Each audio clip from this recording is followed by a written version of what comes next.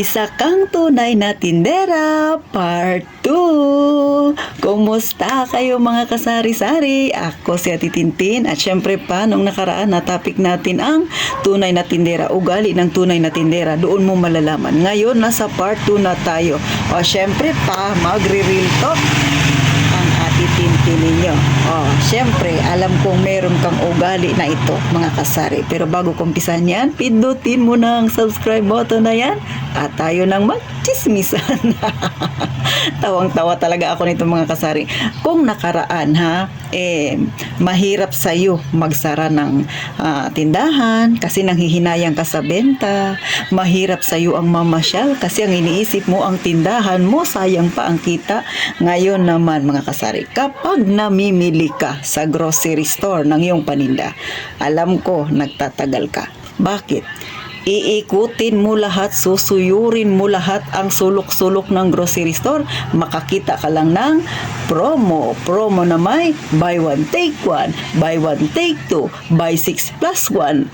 Tama ba ako? Isa ka bang ganyan, sisi?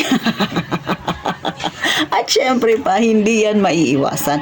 At totoo yan sa mga kagaya kong medyo matagal na sa pagtitindahan.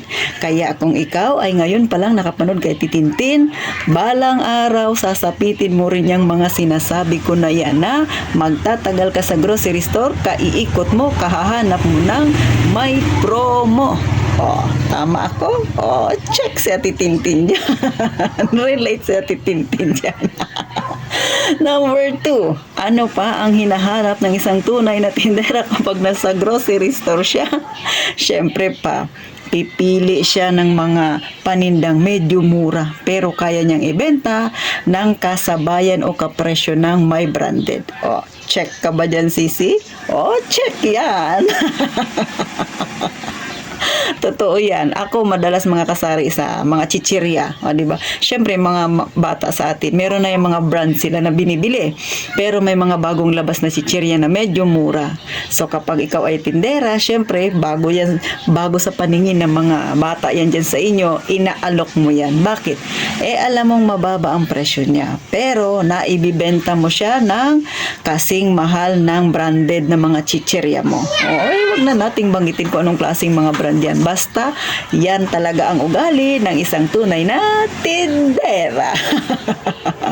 Ano pa ba mga kasari ang pwedeng palatandaan na ikaw ay isang tunay na tindera, ha?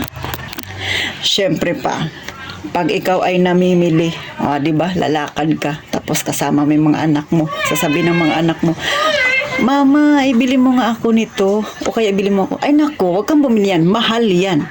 Mahal yan. Lagi mong iniisip, mahal palagi. Hindi mo pa nga nakikita yung presyo na pinapabili ng anak mo para sa'yo.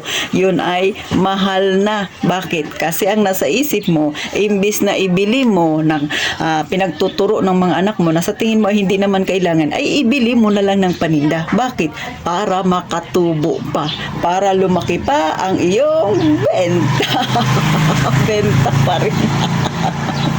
Mga kasari, hindi ba? Nakakatuwa talaga yung mindset ng may isang tindahan, ng isang may negosyo.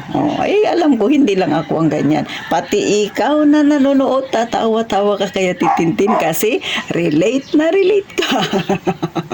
At syempre pa mga kasari, ako naman, ugali ko, pag bibili ako ng mga personal gamit ko, minsan hindi, pag bibili ako, matagal ako makapamili. Bakit? Tinitingnan ko maigi ang presyo.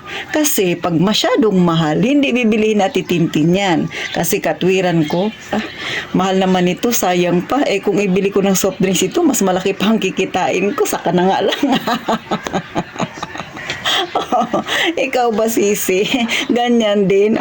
Ngayon natatawa ka kay Ate Tintin kasi alam ko ugali mo rin yan. Wala tayong magagawa. Negosyante tayo at ang buhay natin ay nasa masa.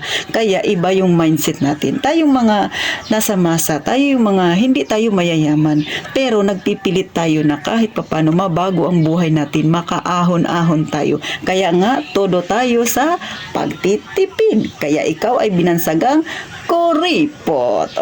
Check ka ba dyan, sisi? So paano? Napangiti ba kita? Alam ko mas marami pa talaga yung mga pinagagawa natin mga extraordinary.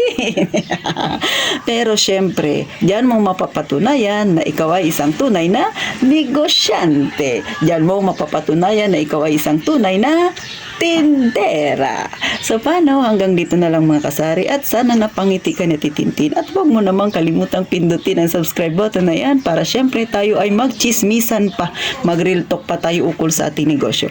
At hanggang dito na lang, magkita tayo sa susunod na vlog na Titintin at kagaya nga ng palagi kong sinasabi, mag-iingat tayong lahat palagi mga kasari.